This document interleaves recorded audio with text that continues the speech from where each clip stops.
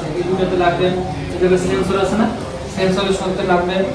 তারপর আমাদের যে ডিসপ্লে আছে, ডিসপ্লেতে এই কারণে আছে 220 লাগতেছে।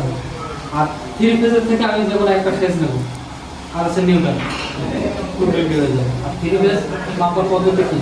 Phase two phase, phase newton মাপলে কি হবে?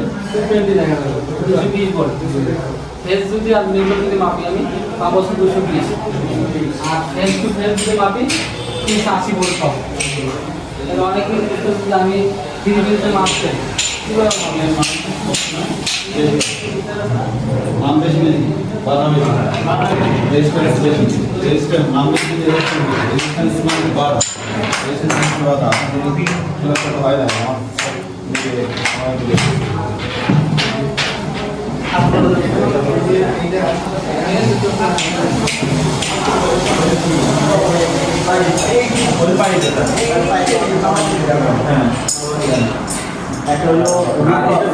পিস্টন রড, এটাকে বলে পিস্টন রড।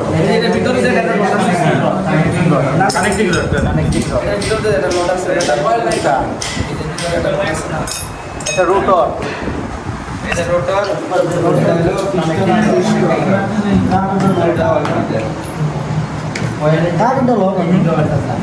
কাটাটা লেগে কেমনে কাটবে?